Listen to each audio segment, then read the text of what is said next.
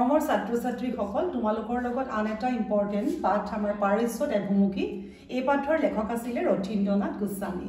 তাত আমাৰ কেইটামান ইম্পৰ্টেন্ট কুৱেশ্যন আছে বহুত কিটা। তাৰ ভিতৰত তোমালোকক মই এটা বস্তুৰ কাৰণে তোমালোকৰ যাতে মিষ্টেক নহয় পৰীক্ষাত যে আমাৰ তেওঁৰ কেইবাখনো গ্ৰন্থ লিখিছিলে এই ৰথীন্দ্ৰনাথ গোস্বামীয়ে।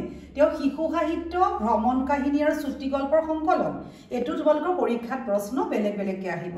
যদি শিশু সাহিত্য বুলি কয় তেতিয়াহ'লে তোমালোকৰ বিদেশী বন্ধুৰ দেশত আৰু তাৰ লগে লগে তোমালোকৰ আহিলে কিনকিনিৰ বিদ্ৰোহ।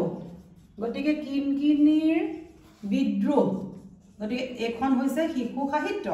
আৰু তাৰ লগতে আমাৰ কেতিয়াবা আহে কি এখন আছিলে হবি আৰু তাৰ লগতে বিজ্ঞানে আনিব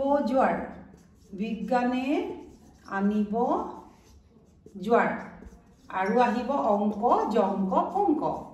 গতিকে অংক তোমালোকেতো জানাই আৰু গতিকে অংক জংক আৰু তাৰ লগতে আহিছে পংক।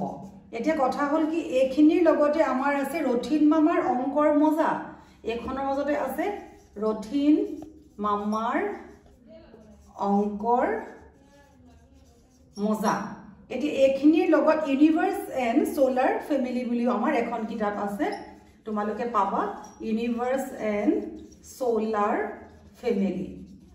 এতিয়া কথা হৈছে কি তোমালোকৰ এক্সামত এনেকৈ আহিব যে ৰথীন্দ্ৰনাথ গোস্বামীৰ শিশু সাহিত্য এখনৰ নাম লিখা, কিন্তু এতিয়া তোমালোকক এনেকৈ দিয়ে যে অংক জংক পংক কাৰ, বা ৰথীন মামাৰ অংকৰ মজা কাৰ, বা ইউনিভাৰ্স এণ্ড সোলাৰ ফেমিলি কাৰ, এনেকৈ কুৱেশ্যন আহিছে। তোমালোকে এইটো শিশু সাহিত্য লিখিব আহিলে তোমালোকে এখনৰ নাম মনত ৰাখিব পাৰা।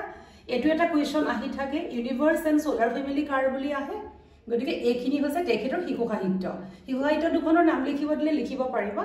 আৰু যদি ভাগ্যে তোমালোকক সোধে তোমালোকে এই গোটেইকেইখন মুখস্থ ৰাখিলে ভাল, কাৰণ ইয়াৰ পৰা যিকোনো কুৱেশ্যন দি আছে। ইয়াৰ পিছত আমাৰ আহিব ভ্ৰমণ কাহিনী। এতিয়া ভ্ৰমণ কাহিনী বুলি ক'লে আমাৰ মহাসমুদ্ৰৰ সিপাৰে, আমি দেখিলোঁ মহাসমুদ্ৰৰ সিপাৰে, সেইটো হৈছে আমাৰ সিপাৰে, মহাসমুদ্ৰৰ সিপাৰে। তেনেকৈ আমাৰ এখন কিতাপ আছে।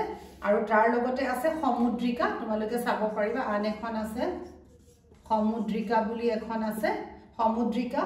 আৰু আহিব মুম্বাই সাগৰ সীমানত ৰৈ, ইয়াত তোমালোকৰ কিতাপতে আছে, সেইখন চাবা। আৰু ঈশ্বৰৰ উপত্যকাত হৃদয় শিখৰৰ প্ৰতিধ্বনি, এইটো কেতিয়াবা প্ৰশ্ন আহে যে হৃদয় শিখৰৰ প্ৰতিধ্বনি বুলি ক'লে এতিয়া তোমালোকে কাৰ ৰথীন্দ্ৰনাথ গোস্বামী ভ্ৰমণ কাহিনী এইখন কিতাপ দেই। এয়া হৈছে ভ্ৰমণ কাহিনী দুখনৰ নাম লিখা। এতিয়া তোমালোকে লিখিবা মহাসমুদ্ৰৰ সিপাৰে বা হৃদয় শিখৰৰ প্ৰতিধ্বনি বা সমুদ্ৰিকা বা ঈশ্বৰৰ উপত্যকাত তোমালোকে লিখিব পাৰিবা। কিন্তু চুটি গল্পৰ সংকলন আমাৰ এখনেই আছে, সেইখন হৈছে সংগ্ৰাম। কি সংগ্ৰাম? এই তিনিখন কিতাপেই আমাৰ এই তিনি প্ৰকাৰৰ তেওঁৰ কিতাপেই কৰিছিলে, কিন্তু চুটি গল্পৰ সংকলন আমাৰ সংগ্ৰাম বুলি মাত্ৰ এখন কিতাপ। গতিকে এইকেইটা খুব ইম্পৰ্টেণ্ট, সদায় আহে। তোমালোকে ইয়াৰ পৰা 1 মাৰ্কছটো যাতে কোনো মিছ নকৰা, মই সেইকাৰণে তোমালোকক আজি এইটো ক্লাছত অকল এইকেইটাৰ কথাৰ যিটো কনফিউজন সেইটো মাৰি দিলোঁ। ভিডিঅ'টো এটা লাইক কৰিবা, কাৰণ ইমান দিন তোমালোকক পঢ়াই আছোঁ, একো উপকাৰ হোৱা নাইনে? এটা কমেণ্ট কৰিব পাৰা, কিবা দৰকাৰী কথা থাকিলে মোক সুধিব পাৰা, আৰু নতুনকৈ অহাসকলে ছাবস্ক্ৰাইব কৰিবা। ধন্যবাদ।